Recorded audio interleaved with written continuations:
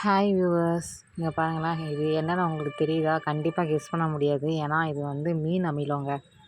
வீட்டிலேயே வந்து ஹோம்மேட் மீன் அமிலம் பண்ணலாம் அப்படின்னு நாங்கள் ட்ரை பண்ணோம். பட் இதில் சில தவறுகள் பண்ணிட்டோம். அந்த மிஸ்டேக்ஸ்லாம் நீங்கள் வந்து தவிர்க்கணும் அப்படிங்கிறதுக்காக தான் இந்த வீடியோ. என்னென்ன மிஸ்டேக் பண்ணோம், இது எப்படி பண்ணால் இது சரியாக வரும் அப்படிங்கிறத நான் அந்த வீடியோவில் சொல்ல போகிறேன். இங்கே பார்த்தீங்களா, இப்போ நான் அது பண்ணி நாங்கள் வந்து ஒரு 45 to 50 டேஸ் ஆகிருக்கோம். கலக்கி விட்டுக்காக தான் வச்சோம் நடுவில் ஒரு டைம். இருந்தாலும் வந்து ஒரு பக்கெட் நல்லாயிருக்கு, இன்னொரு பக்கெட் பூசணம் கொடுத்துருச்சுங்க. இது வந்து இப்போ அது வீணாக போன லைட்டாக தாங்க வீணாக போயிருக்கு, ரொம்ப இல்லை. மேலே ஃபுல்லாக அந்த பூசணம் கொடுத்து ஒரு மாதிரி ஆயிடுச்சு. ஓப்பன் பண்ணோடனே கொஞ்சம் ஸ்மெல் அடிக்க ஆரம்பிச்சிருச்சுங்க. ஓப்பன் பண்ண உடனே கொஞ்சம் லைட்டாக ஸ்மெல் அடிச்சிச்சு. அதுக்கப்புறமேலாம் ஸ்மெல் இல்லை அந்தளவுக்கு. இந்த பக்கெட் வந்து கரெக்டாக இதாகிடுச்சுங்க.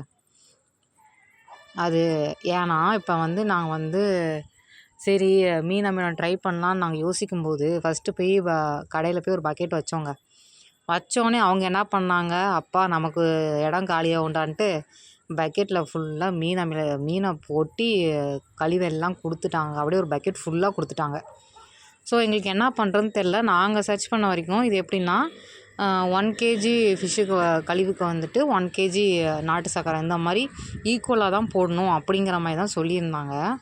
பட் இதுதான் பக்கெட் ஃபுல்லாக கொடுத்துட்டாங்களே. அப்புறம் பக்கெட் ஃபுல்லாக கொடுக்கும்போது பக்கெட் ஃபுல்லாக ஒரு பக்கெட் கழிவுனா இப்போ இன்னொரு பக்கெட் நாங்கள் நாட்டு சர்க்கரை வச்சுருக்கணும்.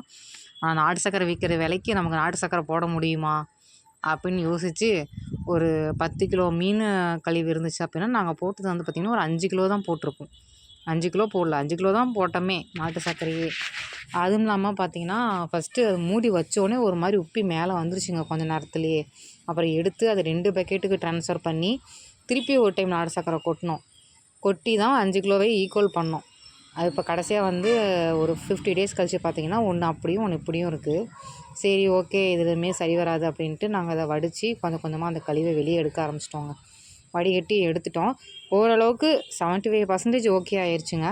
இதில் என்ன பண்ணக்கூடாதுன்னா, நீங்கள் வந்து நான் வந்து என்ன பண்ணிட்டோம், பக்கெட்டை கொஞ்சம் கழுவி அதில் கொஞ்சம் நிறைய ரத்தம்லாம் இருக்கும், எல்லாம் நல்லது தானே அப்படின்ட்டு கழுவி கொஞ்சம் அதில் ஊற்றிட்டோங்க. தண்ணி ஊற்றக்கூடாது ஃபஸ்ட்டு ஒன்று.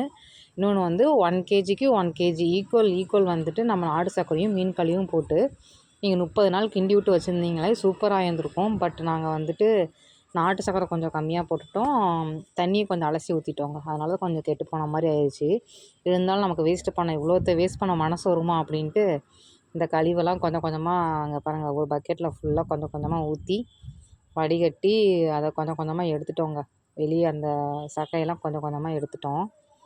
நீங்களும் கண்டிப்பாக வந்து இந்த மாதிரியான தவறுகளை தவிர்த்துருங்க. இனிமேல் கடையில் வாங்கும்போது நாங்கள் என்ன யோசனை, 1 கிலோ மட்டும் தான் கழுவி வாங்கணும். 1 கிலோவுக்கு 1 கிலோ நாட்டு சர்க்கரை போடுறது நமக்கு ஈஸி. பட் இவ்வளோ கொடுக்குறாங்கிறதுக்கோசம் ஆசைப்பட்டு இவ்வளோ வாங்கக்கூடாது அப்படிங்கிறது இதில் எங்களுக்கு ஒரு பெரிய லெசன் ஆயிடுச்சுங்க. நீங்களும் இதே மாதிரி கொஞ்சம் கொஞ்சம் ஊற்றி ட்ரை பண்ணுங்கள், கரெக்டாக வந்துடும்.